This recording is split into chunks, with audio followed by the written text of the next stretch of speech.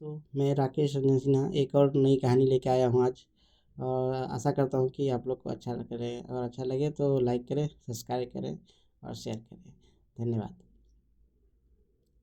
एक कहावत है कि जो भाग्य में लिखा हुआ है वो होके रहेगा, और भाग्य में जो लिखा होता है वो सिर्फ भगवान को ही पता होता है कि भाग्य में क्या लिखा हुआ है। हम उसे जानते नहीं, हम जानने की कोशिश भी ना करना चाहिए, अपना सिर्फ कर्म करना चाहिए। और कर्म पे छोड़िए, कर्म का जो रिजल्ट होगा, कर्म करने से जो रिजल्ट होगा, जो परिणाम होती है वो भगवान देते हैं। इसलिए हम भाग्य भाग भाग्य पे ही छोड़ देना चाहिए, भाग्य को जानने की कोशिश ना, क्योंकि भगवान भाग का मतलब भगवान को जानने वाला, जो भगवान है वही जानते हैं कि हमारे भाग में, आपके भाग में क्या होने वाला है। इसी पर एक कहानी है, तो मैं सुना रहा हूँ। एक तोता था एक जंगल में, किसी पेड़ के डाल पे बैठा हुआ था। आराम से मस्त मन में बैठा हुआ था। उधर से यमराज जी गुजर रहे थे। तो तोता ने यमराज जी को देख लिया, यमराज जी ने भी तोता को देखा। तो तोता यमराज जी मुस्कुरा दिए और मुस्कुराते हुए अपना चले गए, जहाँ जाना था उनको जा चले गए।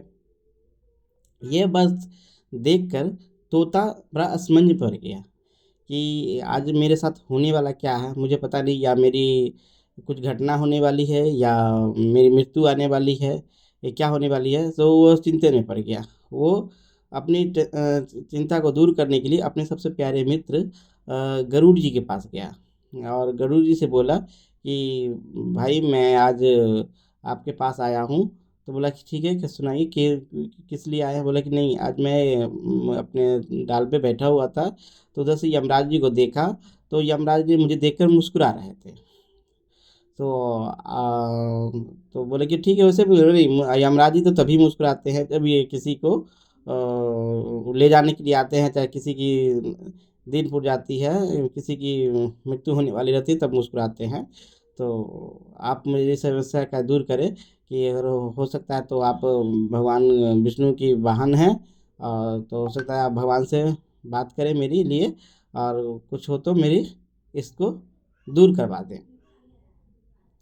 तो उन्होंने कहा कि ठीक है, आप चिंता मत करें, आप मेरे पीठ पर बैठ जाए, हम तुम्हें कहीं दूर जहाँ सेफ है वहाँ पे रख के आते हैं। तो तोते ने गरुड़ जी की पीठ पर बैठ गया। उन्होंने 7 समुंदर पार एक पहाड़ी गुफा में जाके उनको रख दिया। बोला कि यहाँ पर आप सेफ है, यहाँ पर रहिए, तब तक हम आपके लिए कुछ करते हैं। तोता अपना आराम से वहाँ पर रहने लगा। और उन्होंने कहा कि चलो, मैं इतनी थोड़ी आपके छोटी बात के लिए क्या भगवान को अब परेशान करें, सो मैं डायरेक्ट यमराज जी से बात करते हैं और आपके लिए बात करते हैं। तो उन्होंने गरुड़ जी ने सीधे यमराज जी के पास गया और बोला कि आपने आज एक तोता को देखा है और देख के मुस्कुरा दिए, क्या बात है। सो वो हमारा मित्र है, और उसकी आयु खत्म है, जो भी उसके कारण है, तो आप उसको बताइए उसके। इतने ही कहते में तब तक यमराज जी के एक दूत उसकी आत्मा को लेके आ गए। तो यमराज जी बोले कि देखो, मैं इसलिए हंस रहा था कि इस तोता है तो यहाँ, लेकिन इसकी मृत्यु लिखी हुई थी 7 समुंदर पार। 7 समुंदर पार एक गुफा के अंदर। तो मैं सोच रहा था ये तोता जाएगा कैसे, जो काम आपने कर दिया, क्योंकि इसकी मृत्यु लिखी हुई थी 7 समुंदर पार एक गुफा के अंदर, बिल्ली के हाथों लिखी हुई थी। फिर वो आज वो हो गया, तब तक आप जब छोड़ के आए तब तक बिल्ली उसको मार डाला। तो इस कहानी से ये मैं बता रहे हैं कि जिसकी जो भाग्य में लिखा रहे वो किसी न किसी तरह से होके रहता है।